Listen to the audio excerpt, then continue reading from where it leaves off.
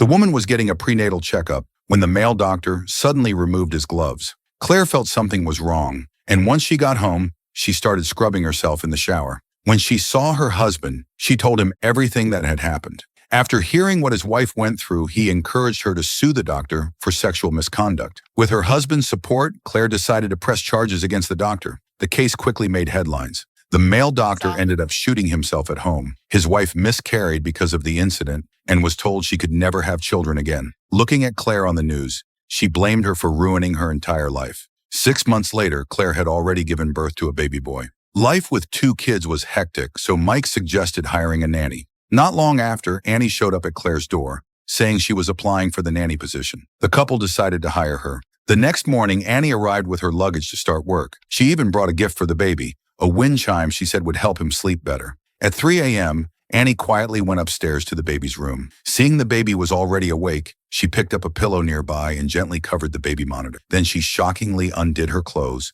picked up the baby, and began breastfeeding him without permission. The woman was supposed to be just a nanny, yet she was preparing to breastfeed the baby herself. That evening, Claire was going to a dinner party, so she put on the red dress Mike had just given her. When Peyton found out, she secretly rubbed essential oil on the dress. After Claire noticed the stain, Peyton offered to get some soda water to clean it. As soon as she got to the first floor, she ran into Paul, and he was instantly drawn to Peyton's charm. When Paul's wife, Marlene, came into the room, she noticed her husband's unusual behavior. Since soda water couldn't remove the stain, Claire had to change into an old-fashioned floral dress. But when Mike saw her, he still complimented his wife. At the dinner party, Marlene warned Claire not to let a charming woman stay in her home, but Claire didn't care, because her relationship with Mike was strong. During the dinner, Peyton showed Claire's eldest daughter, Emma, a horror movie, which made Emma very happy since Claire normally didn't allow her to watch them. As a result, the two grew closer and closer. Peyton kept asking Emma about her parents,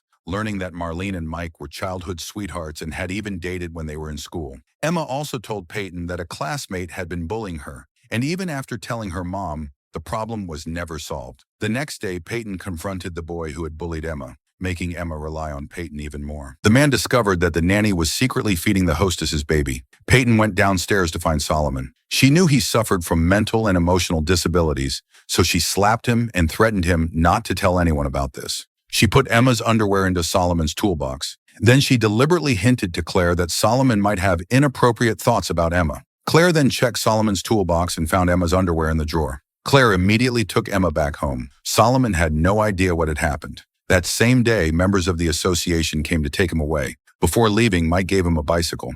Solomon still didn't know what he had done wrong. Emma really liked Solomon, and she couldn't understand why her parents were sending him away. Claire tried to get Emma to sit next to her, but Emma ran straight into Peyton's arms. Seeing this, Claire couldn't help but cry, but she blamed herself for everything. Later, Peyton went to Mike's company and suggested throwing a surprise birthday party for Claire to help her out of her low mood. She also suggested asking Marlene for help, but her real intention was to carry out her own plan. That day, Marlene accompanied Claire to buy seedlings, while Peyton stole Marlene's lighter. The baby kept crying in Claire's arms, but the moment Peyton took the baby, the crying stopped. This scene made Marlene feel suspicious. While feeding the baby, the woman noticed that the baby was very resistant. So Claire asked Peyton if she had noticed anything unusual about the baby, but Peyton said everything was normal and even asked with concern if something was wrong. At that moment, Mike was about to leave to mail a letter. Claire knew her husband had something important to do that day, so she offered to mail it for him. Mike then handed her the important letter. After that, Claire and Peyton went to the botanical garden. While Claire wasn't paying attention, Peyton took the letter Mike had given her and went to the restroom. Inside the restroom, she tore the important letter into tiny pieces. After tearing it up, she grabbed the toilet plunger to vent her emotions. Then she went with Claire to mail the letter. When they arrived at the delivery station, Claire realized the important letter was missing. That letter contained Mike's proposal, and if it wasn't mailed today, all of his years of hard work would be wasted. Whenever Claire got nervous, she had trouble breathing, and Peyton used this as another weakness to exploit. That night, Claire apologized to her husband, but Mike wasn't angry. Instead, he gently comforted her and told her not to worry. The next day, while feeding the baby, Claire noticed the baby was still resistant. She told Mike about it, and they called the doctor for advice. The doctor said that as long as the baby was gaining weight, there was nothing to worry about, which made both of them feel relieved. The nanny stole Marlene's lighter. Then she hinted to Claire that Mike had been coming home very late recently. Claire began to suspect Mike. The next day, Claire took Mike's clothes to the laundry. The shop owner pulled Marlene's lighter out of the pocket. Claire assumed her husband had been with Marlene. When she got home, Claire threw the lighter at Mike. I understand you've been fucking Marlene! But she realized they had been preparing a surprise birthday party for her. Claire understood she had misunderstood them, while Peyton pretended to be innocent. Peyton wanted to see Claire turn against her family so she could take her place. What Peyton didn't expect was that Mike stayed calm. He didn't blame Claire. Claire suggested the family go on a short trip, but absolutely without Peyton, because she felt that ever since Peyton became the nanny, a lot of bad things had happened. But their conversation was overheard by Peyton. At around 4 a.m. the next day, she quietly went to the greenhouse and set up a deadly trap, planning to make Claire's death look like an accident. But Claire woke up and didn't go into the greenhouse. Instead, she went out to the botanical garden to get some seedlings. Meanwhile, Marlene was in a house that was up for sale and found a wind chime identical to the one Peyton had given the child. She then went to the newspaper office to look up the article about the doctor's suicide. She confirmed that Peyton was the doctor's wife.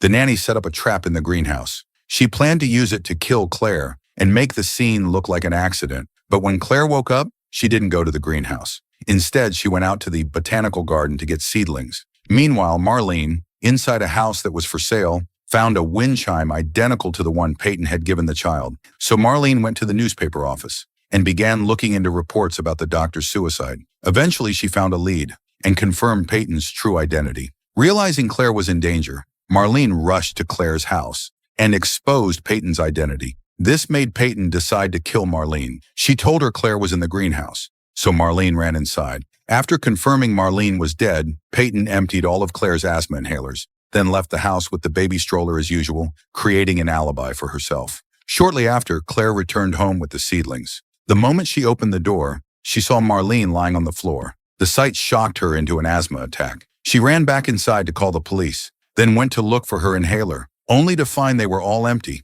Eventually, she collapsed at the doorway. Just as Peyton thought her plan had worked, she saw police cars and an ambulance heading to Claire's house. So she quickly put on a panicked act and rushed back. She found doctors working to save Claire. In the end, Claire was successfully revived, but she still had to stay in the hospital for some time. The woman woke up to a horrifying realization. She suspected the doctor had assaulted her. To calm her down, the doctor explained that it was just a normal reaction after anesthesia. He suggested she take a cold shower at home to relieve the tension and discomfort in her body. Back home, disturbing images kept flashing through her mind. Daisy noticed a piece of underwear on the floor. When she picked it up and found something unusual inside, she became convinced it hadn't been a hallucination. It had actually happened. Daisy decided to get re-examined at a different hospital. The new doctor told her there were indeed abnormal signs on her body. Detectives quickly arrived at the hospital. The medical report confirmed that Daisy had had sexual contact with someone. Strangely, there were no signs of physical violence on her body. Soon, the police located the doctor. The detective stated why they were there. The doctor appeared shocked and claimed he had done nothing inappropriate. To prove his innocence, he described everything that had happened. When the detective asked for a blood sample for DNA testing, the doctor suddenly became angry and emotional. He insisted it was an insult and a smear on his personal reputation. Citing a busy work schedule, the doctor asked the detective to come back later for the sample, clearly trying to delay the investigation.